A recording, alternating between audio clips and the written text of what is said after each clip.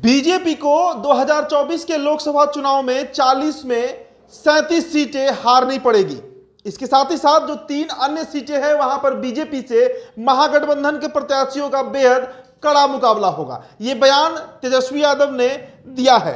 आधार क्या है यह नहीं पता, लेकिन तेजस्वी यादव के इस बयान के बाद बिहार में सियासी भूचाल आ गया है।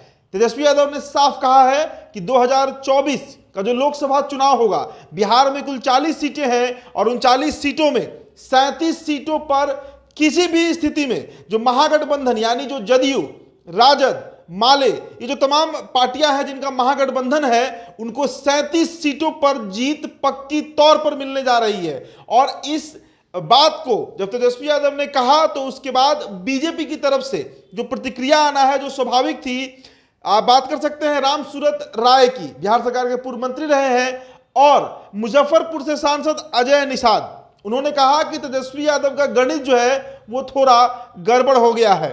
दरअसल बीजेपी जो है वो 40 में 36 सीटें जीतने जा रही हैं। देखिए, कुछ दिनों पूर्व आपको बताएं कि इंडिया टुडे ग्रुप जो है उनका मूड ऑफ नेशन सर्वे हुआ था, जिसमें लोकसभा के लगभग 543 की सभी सीटों पर इंडिया टुडे ने सर्वे करवाया था कि अगर आज चुनाव हो जाता है, लोकसभा का चुनाव जो कि 1 साल के बाद होना है, तो क्या परिस्थितियां होंगी। उसमें भले ही देश में जो जनता है, जो देश की लोग हैं, वो नरेंद्र मोदी को अपना अगला प्रधानमंत्री के रूप में भी देखना चाहते हैं, लेकिन अगर बिहार के संदर्भ में आप बात कीजिए तो बिहार में स्थितियां वैसी नहीं है। बिहार में चाचा भतीजे की जोड़ी यानी नीतीश कुमार और तेजस्वी यादव की जो जोड़ी है वो बड़ा नुकसान, बड़ा डैमेज बीजेपी को कर सकती है।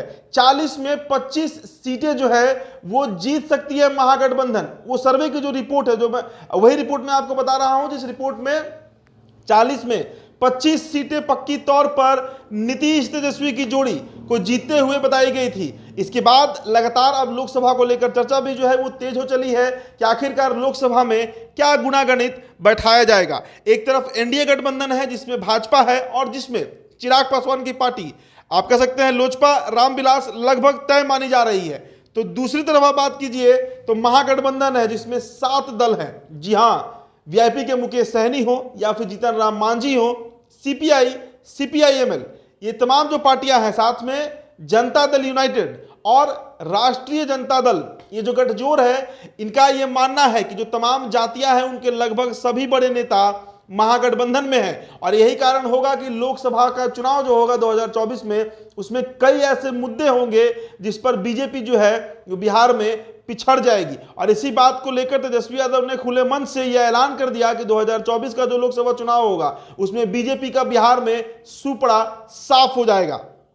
इसके साथ ही साथ आपको बता दें कि तेजस्वी यादव जो है वो झारखंड गए थे कल, और झारखंड में उनकी मुलाकात जो है वहां के मुख्यमंत्री हेमंत सोरेन से हुई है। और इसके साथ ही साथ आज अभी से कुछ देर पहले वो दिल्ली पहुंचे हैं और दिल्ली में उनके पिता लालू प्रसाद यादव से उनकी मुलाकात भी हुई, जिसका फोटो कल रात में ही साझा किया गया। और उसके बाद आज दिल्ली के मुख्यमंत्री अरविंद केजरीवाल से भी तेजस्वी यादव की मुलाकात हुई है। और जो सोशल मीडिया पर पोस्ट उन्होंने लिखा है उसमें बीजेपी के खिलाफत में ही बातें लिखी गई हैं। तो कहीं ना कहीं तेजस्वी यादव जो है वो खुद अपने स्तर से विपक्षी एकता की मुहिम को आगे बढ़ा रहे हैं और बीजेपी का जो जीत का रथ है बिहार में और पूरे देश में, उसको रोकने का भी पूरा प्रयास कर रहे हैं। और इसी कड़ी में उनका ये दावा बेहद अहम माना जा रहा है कि आखिरकार 2024 का जो लोकसभा चुनाव होगा, जो जनरल इलेक्शन होता है, उसमें बीजेपी पूरे देश में कैसा प्रदर्शन कर रही है। और साथ ही साथ क्या बिहार में सच में जो 40 सीटें हैं, जिसमें 39 सीट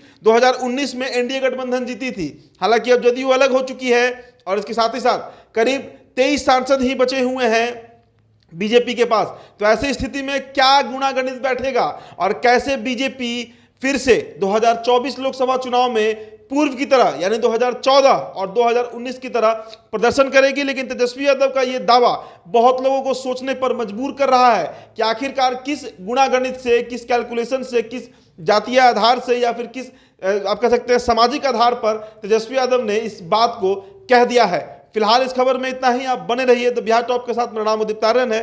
बहुत बहुत शुक्रिया।